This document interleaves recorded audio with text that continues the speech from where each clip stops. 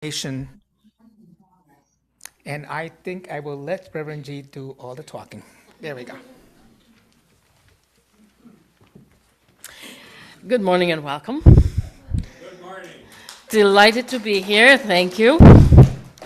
And that was a very successful meditation. Some of us went to a very deep level. Well done.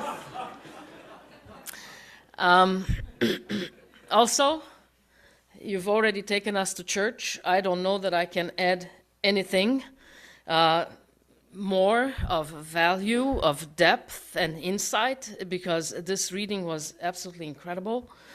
And all the things that you have already said was just incredible. But I'll try since I'm here. And I will speak on determination. Before I do that, though, usually I am scheduled to speak at your church on the third Sunday of every month. This is the second, however, because on the third Sunday I will be in LA. In January of 2020, I developed a cerebrospinal fluid leak. This will be my 12th trip going back since. I've had many, many surgeries. We'll have another one, so just send me all the good juju you can muster, okay? And since we're speaking about medicine and doctors, I would like to introduce you to Dr. Ignaz Semmelweis. Has anybody heard of him? Well, now you will. There you are, you did. Yeah, so the year is 1847. And Ignaz Semmelweis works in Vienna at a maternity hospital. He's a Hungarian physician. And he works in Vienna at a maternity hospital, and he is alarmed. There are 2 wards in Vienna, 2 maternity wards. One is being serviced by physicians and students of medicine, and the other one by midwives. The mothers in this ward that is serviced by physicians and students of medicine die at a rate 5 times as high as the mothers who are serviced by the midwives. And Semmelweis is puzzled, and he can't figure it out. Why is it? I mean, they also have the goal to help and heal, which is why they chose this profession, but they're killing the mothers. The midwives are saving them. What is the difference? Until one day, one of his good friends, Dr. Jacob Kolechka, is accidentally nicked with the scalpel of a student while they were doing an autopsy on a cadaver, because they were also doing that. This is a teaching hospital. And his friend, Dr. Kolechka, dies. And the symptoms are exactly the same as the mothers who keep dying at a rate 5 times as high as the ones over here. So a light bulb comes on, and he introduces hand washing, scalpel cleaning on his ward. And in the first 3 months, the deaths just go way down. And then in 9 months, it's nearly zero. Nearly zero. So he has the practice, he has the proof, he has the logic. And guess what? The medical community ridicules him. They say he's crazy. This can't be. And do you know why they did that? Because think about this. Educated men, all of them men at the time, educated men who did join the healing profession, right? They just have a hard time admitting they are the cause of so many deaths. So when he brings the proof, they say, nah, that's not true. And they do nothing about it. Furthermore, because Semmelweis becomes very obsessed, and he goes and keeps talking and tries to spread his newfound knowledge, they end up committing him to an insane asylum where, at age 47, he's beaten to death. Terrible. Even though he knew something, he had the proof, he had the logic, and it wasn't enough against a world that made up its mind. Well, why am I telling you this story, though? Because I think that we also know something. That we also know something deep down. You know, in our cells, in our bone marrow, we know the truth. We can tell the difference between lie and truth. And I believe that we are uncommonly called to know it and to stand by it with determination. This is what this day and age is asking of us, to be determined. Now, when I thought about determination, I thought that determination to me means a couple of things. And that's my entire sermon, so do pay attention.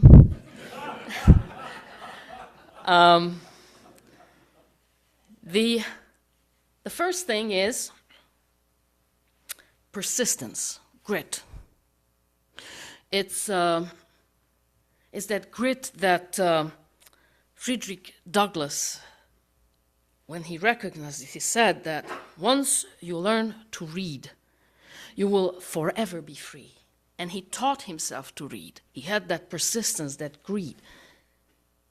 This is also Harriet Tubman, who had a head injury, a traumatic brain injury, and who suffered throughout her life, had many, many hallucinations.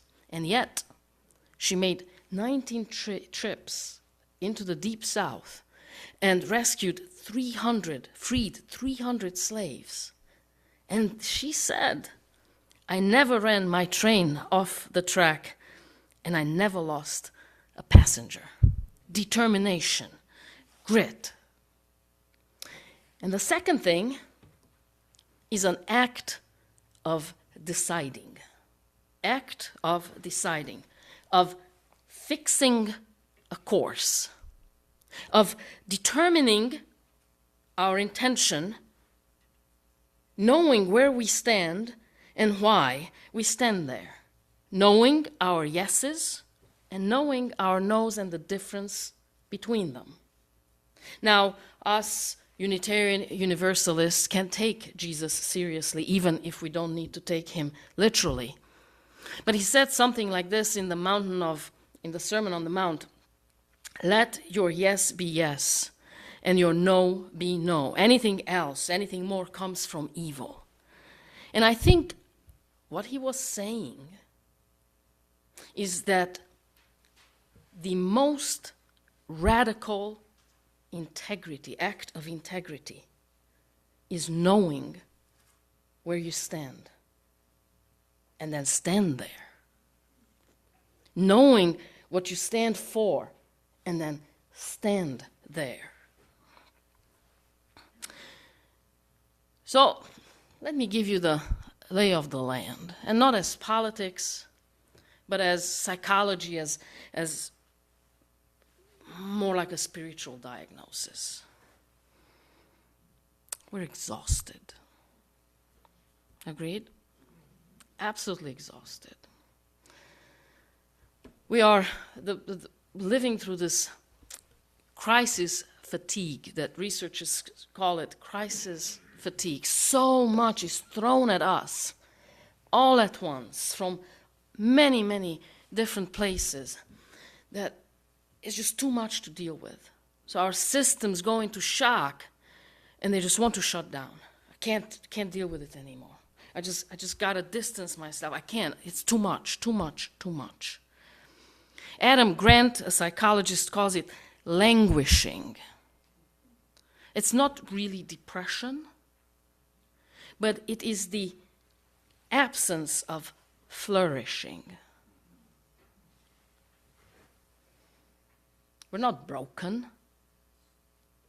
We're depleted. That is the lay of the land. So then, of course,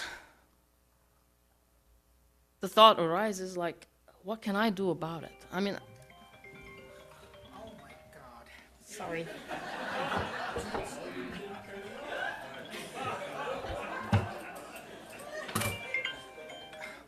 do as I say, not as I do.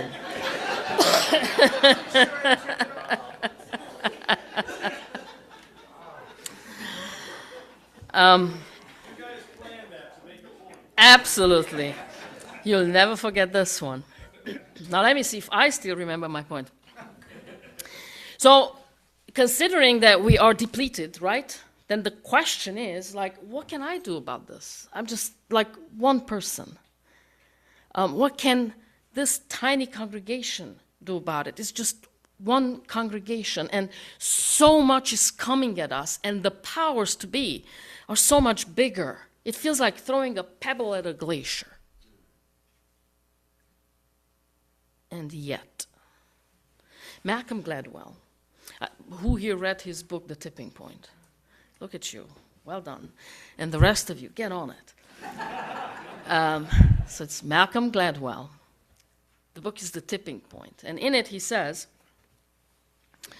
the tipping point is that magic moment when an idea, trend, or social behavior crosses a threshold, tips, and spreads like a wildfire. Voltaire put it like this, and I'm paraphrasing, that when the time for an idea comes, even an army can't stop it. When the time for an idea is ripe, when it comes, even an army can't stop it. So Gladwell also says there is a tipping point. And he makes the point that it is so much more important for the right people, even if there are few, for the right people to do the right thing at the right time, than when the masses do the wrong thing at the wrong time.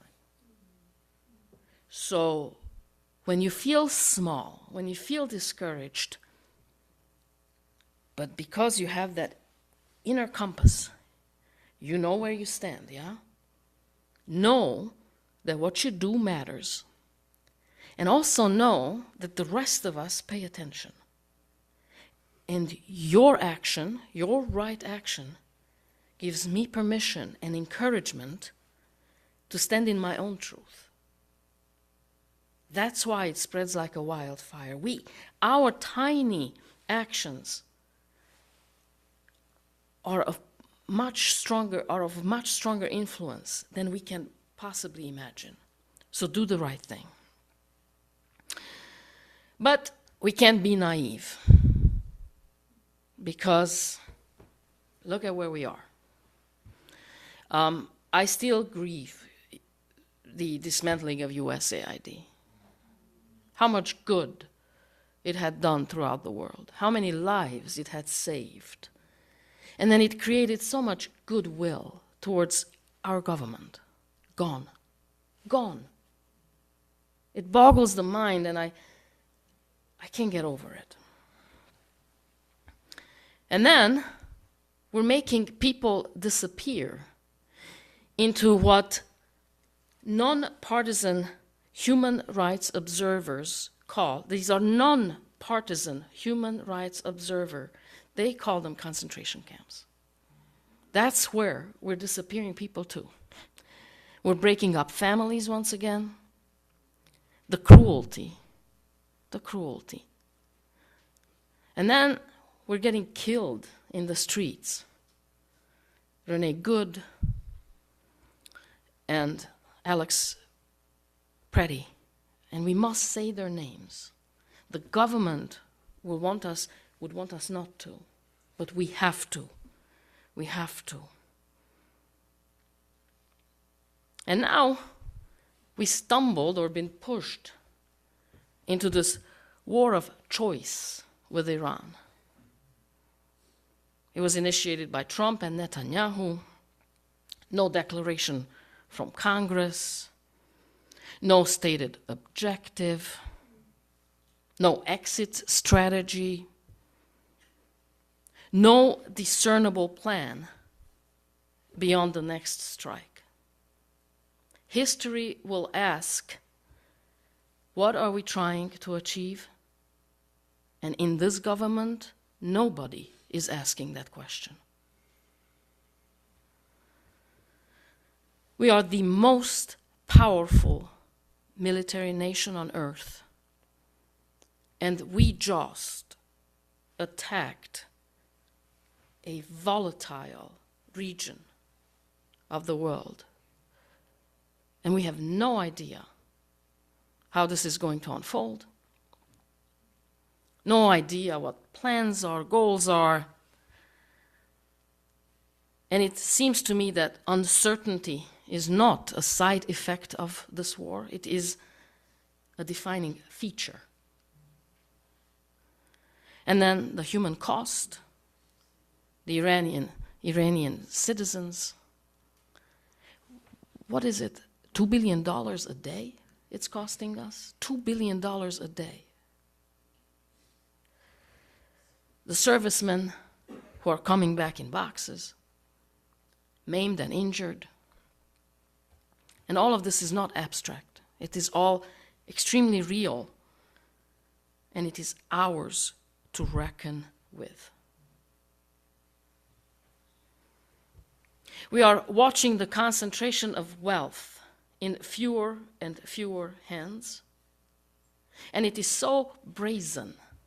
It doesn't even try to hide itself anymore.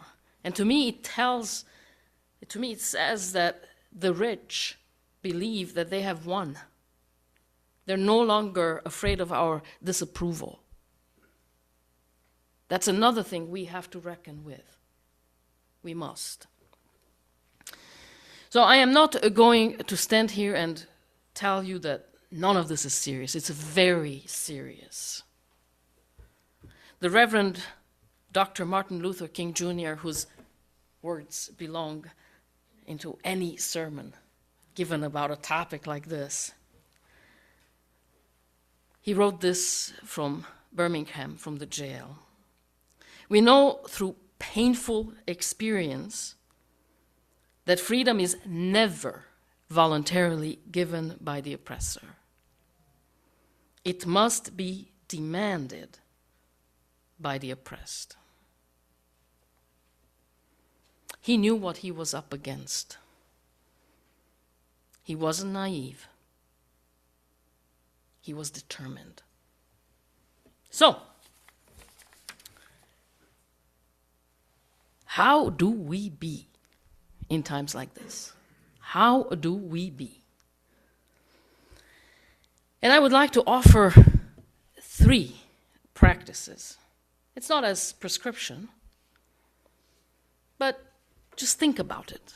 Remember what I tell you. Never believe anything I say. But if you find value in what I say, just take it out for a ride. See how it feels. The first practice is know your values. Know them, like define them, think about them. Consciously, intentionally think about your values. If you need to, write them down. Know them. Malcolm Gladwell tells us about another research. It's about why is it that some people, in times of high anxiety, of high stress, and uncertainty, some people cope so well, while others just freeze. And it turns out that the difference isn't knowledge, isn't really training. The people who are on their feet, who are able to act, are the ones who have internalized their values so much that when the crisis happens, they needn't spend any time on deliberation. They already know who they are, where they stand, what they stand for, what they need to do. And the ones who freeze have not done that intentional knowing of themselves. Know thyself. Know thyself. Write it down if you need to.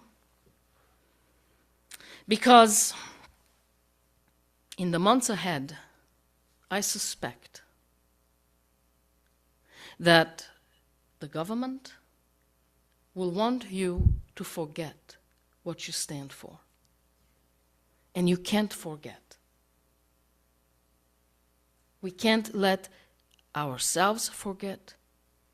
We can't let each other forget. Know your values.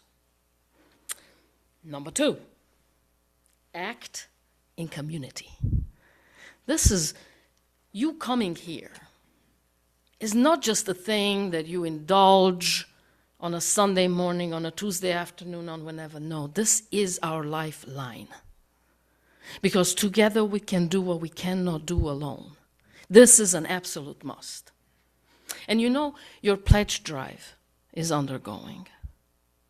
And think about that. Think about what is it that this community gives you. And then give accordingly. And make it substantial. Very substantial so you can feel it, but not so big that it becomes impossible. But these are the communities that today we need the most. So go on, fill out that pledge drive. Online, on paper, do it. Make it rain. Make it rain. You know, the reason Frederick Douglass was so successful wasn't because he was so extraordinary, which he was, in my opinion, but because he built a community around himself, a network of people who shared his values, shared his goals, who mirrored back to him his wholeness. His wholeness. This community might be that for you. You may need this community, and this community needs you. And the third one is choose hope and joy.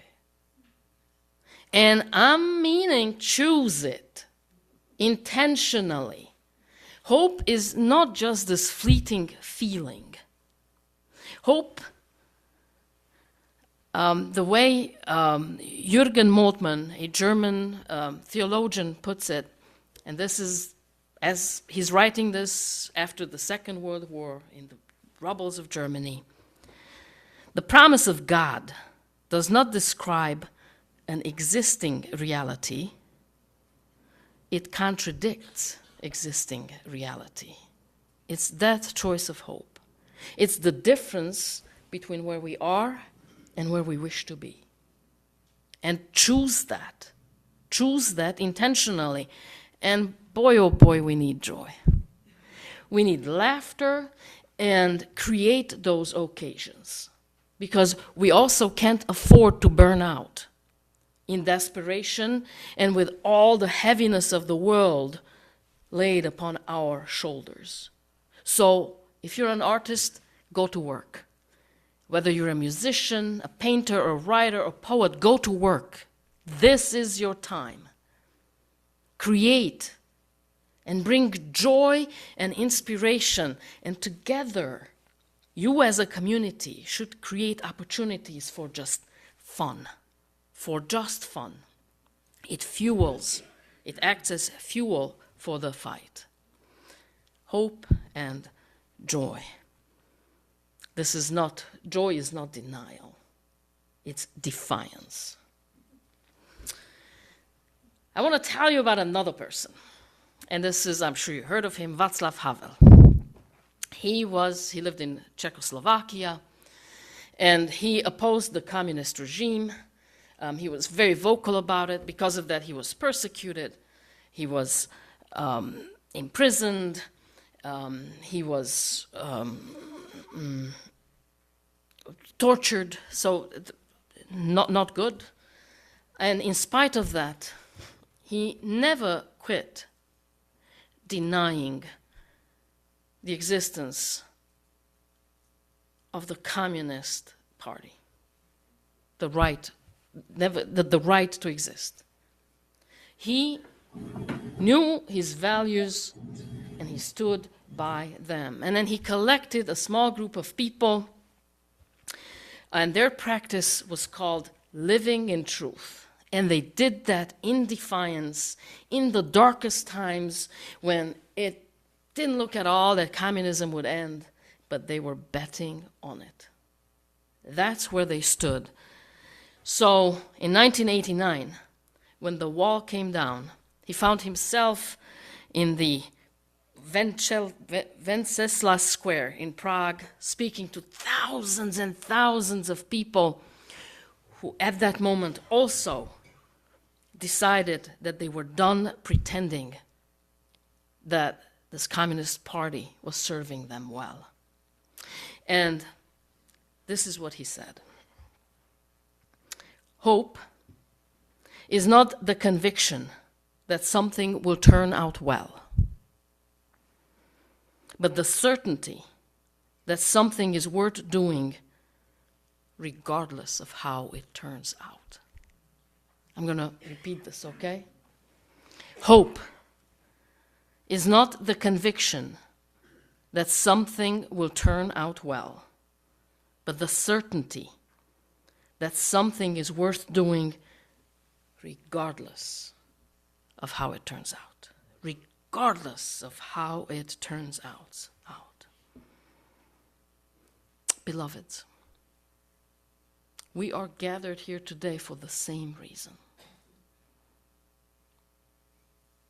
Because we know that regardless of how it turns out, we can do nothing else but stand in our truth. That is the only choice that is acceptable for us, for our own sense of integrity, because of the values that we hold, because we believe in the inherent worth and dignity of every human being, of every person. We believe in justice and equity, in the interdependent web of all life. Because of that,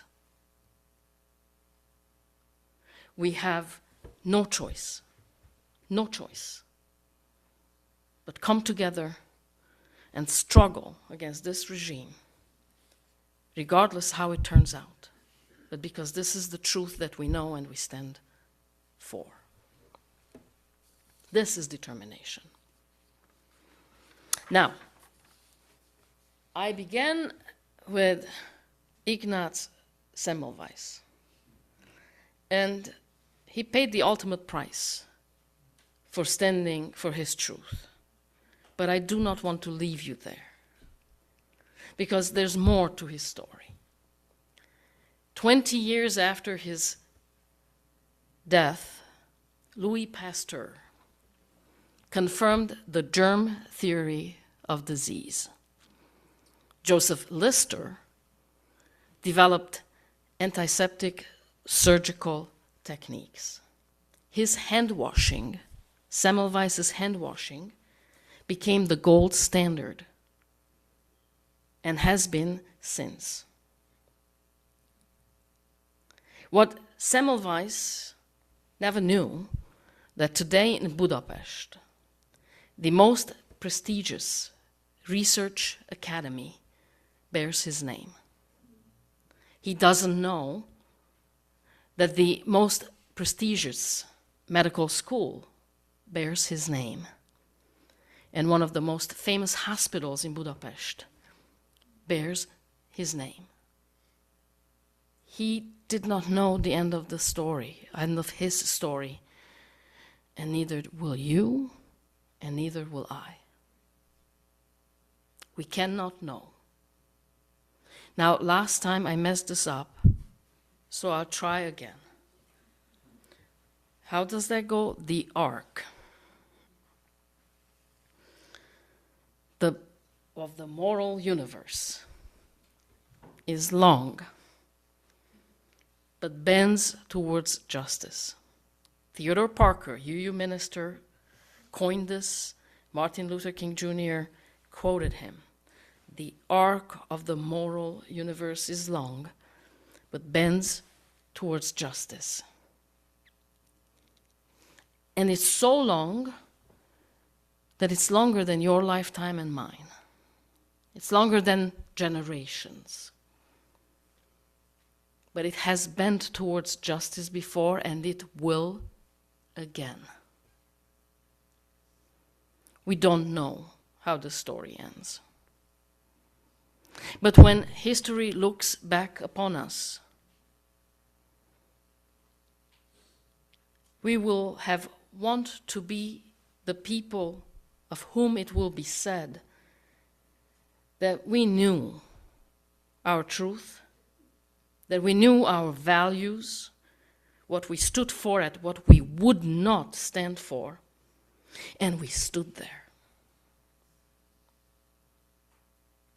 That's who we are. Not because we knew the outcome, not because we were promised anything, but because it was worth doing it. And it's in fact the only thing worth doing, and it's the only thing that we can honestly do with integrity.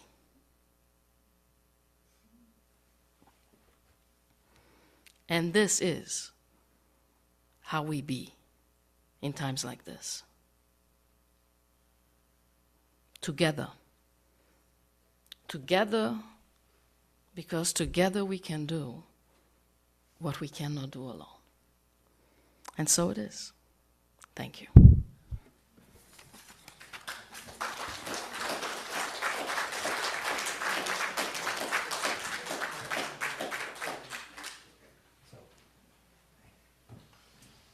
Thank you. The most important